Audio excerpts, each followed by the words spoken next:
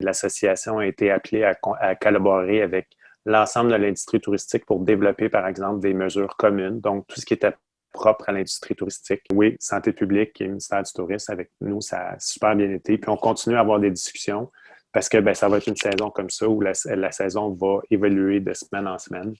Puis nos échanges sont très productifs. Nous, à l'extérieur, c'est le 2 mètres qu'on doit respecter.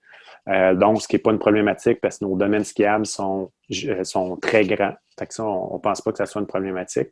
À l'intérieur, ça va être un défi parce que de respecter le 2 mètres à l'intérieur, si on pense à des chalets qui peuvent avoir des capacités, je ne sais pas moi, de 1000 personnes, ça se peut qu'on soit plus dans un contexte où que là, le chalet soit à 250 ou à 300 personnes versus le 1000 pour s'assurer de respecter cette distanciation-là de 2 mètres. Ce qui est particulier pour nous dans les stations de ski, c'est que le port du cache-cou, cagoule et tout ça, va être obligatoire, est obligatoire là, dans les files d'attente, dans les remontées mécaniques.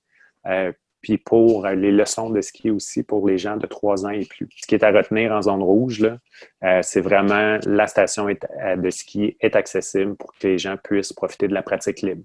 Donc, c'est un peu l'idée. Donc, ils puissent aller skier.